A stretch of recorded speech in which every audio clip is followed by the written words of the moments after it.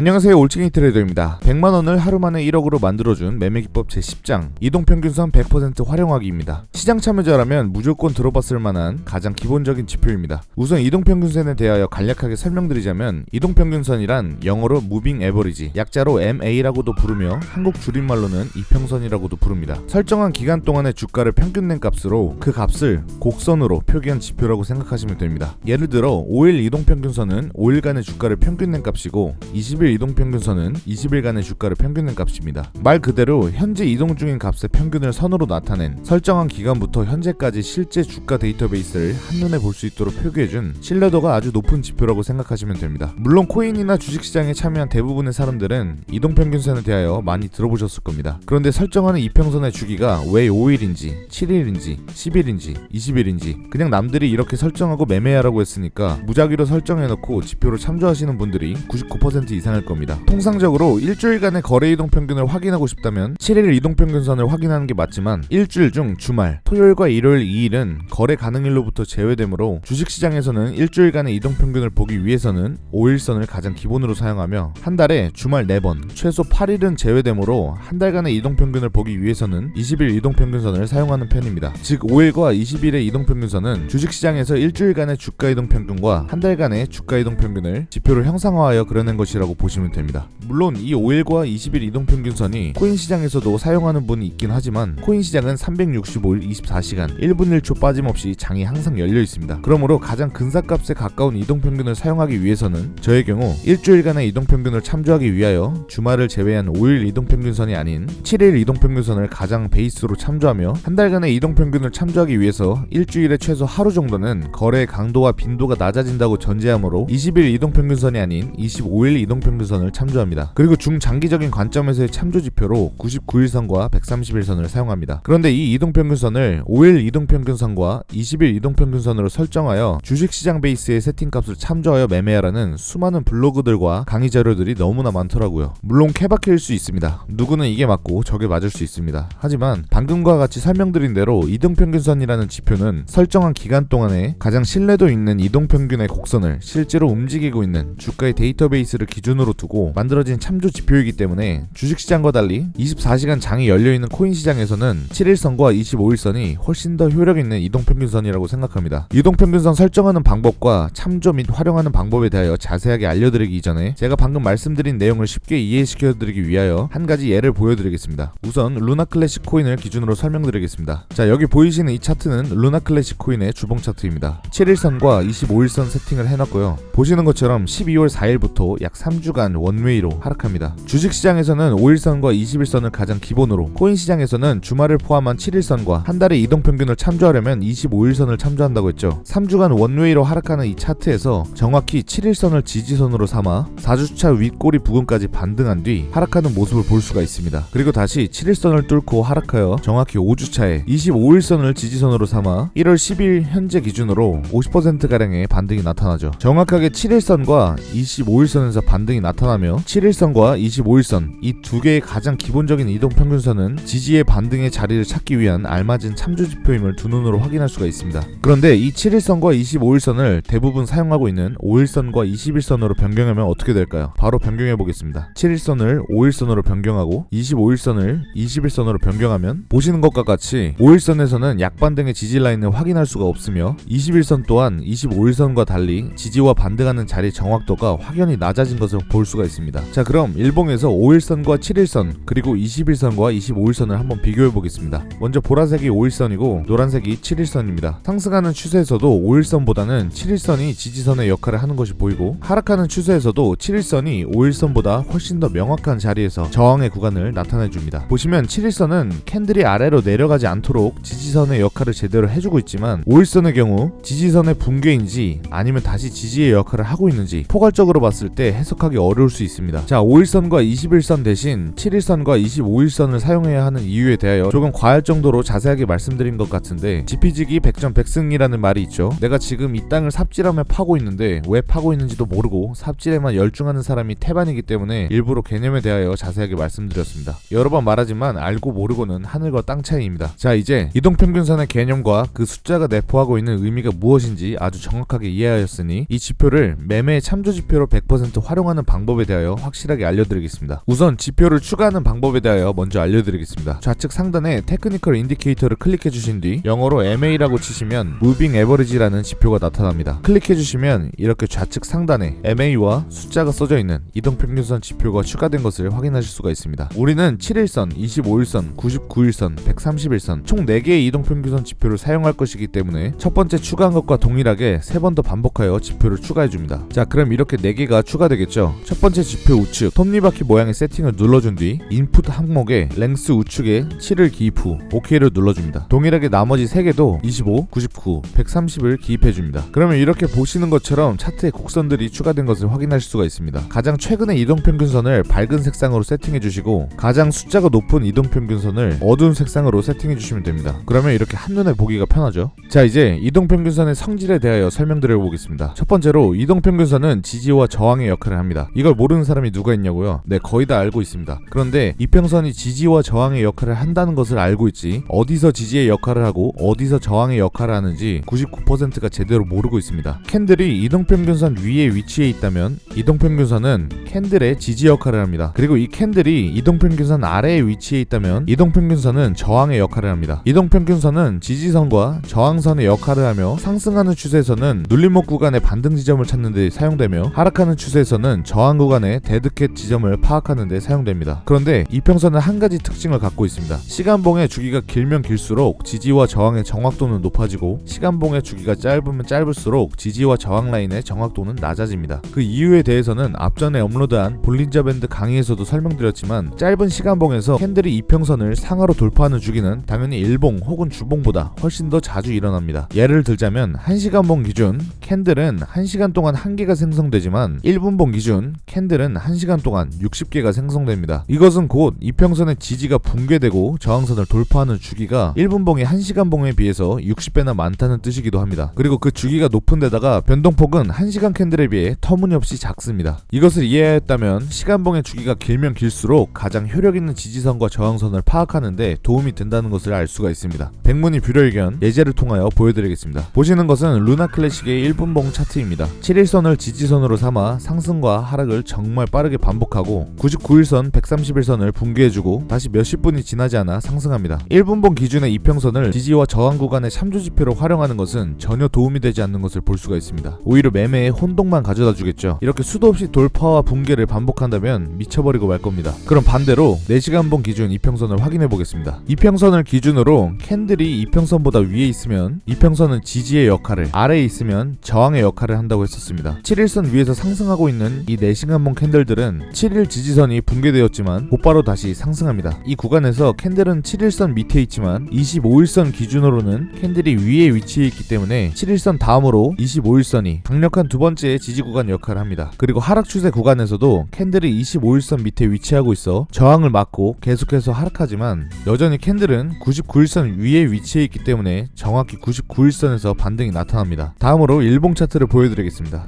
1분봉보다는 4시간봉이 더 명확하고 보시는 일봉은 방금 확인한 4시간봉보다 훨씬 더 명확하게 맞아 떨어집니다. 131선의 지지 구간, 25일선에서의 지지 구간, 7일선에서의 지지 구간을 명확하게 확인할 수가 있죠. 그리고 하락하는 추세에서도 7일선의 저항을 맞으며 하락하는 모습을 볼 수가 있습니다. 그리고 보시는 것처럼 이 부근의 7일선 밑에 다음 지지 구간은 99일선과 131선이 있습니다. 그런데 정확히 131선에서 반등이 무려 50%나 넘게 나타나죠. 우리는 여기서 99일선이 아닌 131선까지 하락할 수 있다는 것을 사전에 파악할 수 있어야 합니다. 그 이유에 대해서 말씀드리겠습니다. 일봉에서 더 나아가 주봉 차트를 한번 살펴보겠습니다. 주봉 차트를 확인해보면 7일선 다음으로 캔들을 지지해줄 수 있는 이평선은 25일선밖에 존재하지 않습니다. 그런데 여기 뭔가 이상한 점을 발견하셨나요? 주봉 기준 25일선의 지지 구간과 일봉 기준 131선의 지지 구간이 서로 겹치는 교집합에 해당한다는 것입니다. 요약하자면 일봉 기준 131선과 주봉 기준 25일선이 겹치는 부근에서 아주 강력한 지지의 역할을 하는 구간이라고 해석할 수가 있겠죠. 그럼 우리는 일본 기준 하락 추세가 이어지고 있는 루나 클래식 코인의 차트를 이 부근쯤 확인했다면 이 정도면 많이 떨어졌다, 이제 반등할 타이밍이다 라며 무지성으로 지지 구간과 매수 타점을 잡는 것이 아닌 첫 번째 지지 구간을 7일선 바로 밑인 99일선을 1차 지지 구간으로 131선을 2차 지지 구간으로 설정하고 주봉 기준에서의 이평선을 2차적으로 참조하여 7일선 밑으로는 아무런 지지 구간이 없기 때문에 25일선까지 하락할 수 있다는 전제로 두고 3차 지지 구간으로 설정을 설정하는 것입니다. 일봉과 주봉 기준 이평선이 겹치는 구간에서 강한 반등이 나타날 자리라고 판단하고 이 부근에서 매수를 들어가 이렇게 무자비한 반등폭에서 수익을 꿀꺽할 수 있는 것입니다. 자, 다음 예제로 펄페츄얼 프로토콜 코인의 차트를 보여드리겠습니다. 지금 보시는 차트는 펄페츄얼 프로토콜 코인의 일봉 차트입니다. 보시면 7일선이 25일선을 골든 크로스하는 지점에서 일봉 캔들은 7일선과 25일선을 차례대로 밟고 크게 상승하는 모습을 볼 수가 있습니다. 그리고 아까 말씀드린 대로 7일선 밑을 뚫고 내려온 뒤라면 뚫고 내려온 직후 매수를 하는 것이 아닌 다음 지지 구간이 어딘지 최우선적으로 체크를 하는 것입니다. 다음 지지 구간은 25일선이겠죠. 그런데 9월 10일 기준 일봉의 25일선은 바로 이 부근에 위치해 있습니다. 반등한 지점과는 어느 정도 이격이 있죠. 그러므로 9월 10일 날 이 지점에서 보이는 25일선의 지지 구간을 매수 타점으로 잡는 것이 아닌 캔들의 움직임을 며칠 동안 주시한 뒤 25일선과 거의 가까워졌을 때쯤 그 지점을 매수 타점으로 지정해야 합니다. 바로 이렇게 가까워지는 지점에서 20%가량 반등이 나타나죠. 그리고 주봉 기준으로 살펴보면 7일선 밑으로 내려왔을 때 다음 지지 구간인 25일선 부근에서 지지 역할을 하며 캔들을 위로 발사하는 모습을 볼 수가 있습니다. 일봉 기준으로 본다면 주봉 기준 25일선의 지지 구간이 일봉 기준 99일선과 130일선 부근에서 지지 역할을 하는 것을 볼 수가 있죠. 아까 말씀드린 일봉과 주봉에서의 이평선 지지 구간이 서로 겹치는 교집합 부분에서 강한 반등이 나타나는 것을 2차적으로 확인할 수가 있습니다. 그런데 15분봉 기준으로 하락하는 추세에서 반등 지점을 찾고자 했을 때 지지 구간이 어디인지 파악하는 게 사실상 거의 불가능합니다. 위 그래프 또한 시간의 주기가 긴 일봉이나 주봉 기준의 이평선이 짧은 시간의 분봉이나 1시간봉보다 지지와 저항의 자리를 훨씬 더 명확하게 표기해준다는 것을 두 눈으로 확인할 수가 있습니다. 다음은 페페코인의 차트를 보여드리겠습니다. 보시는 차트는 페페코인의 일봉 차트입니다. 보시는 것처럼 7일선 위를 타고 상승하다가 다음 지지 구간인 130일선과 25일선의 지지 구간까지 하락하고 이 구간에서 40%가량 강한 반등을 하는 모습을 볼 수가 있습니다. 그 다음 여기도 보시면 7일선 밑으로 하락 후 1차 지지 구간 99일선과 2차 지지 구간 130일선에서 다시 50% 넘는 반등을 하는 것을 볼 수가 있죠. 주봉 차트를 한번 살펴보겠습니다. 7일선 밑으로 내려온 캔들이 정확히 다음 지지 구간인 25일선에서 반등하는 모습을 확인할 수가 있습니다.